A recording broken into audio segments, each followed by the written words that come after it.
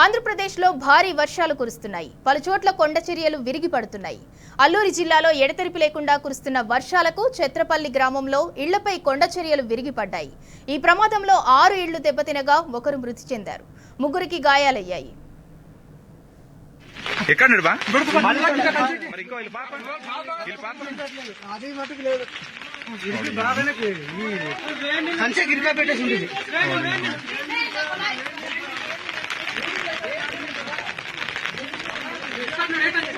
ఇదిగోండి ఈరోజు పుత్తూరులో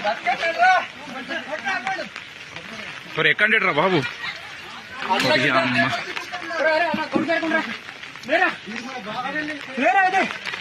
పట్టండి.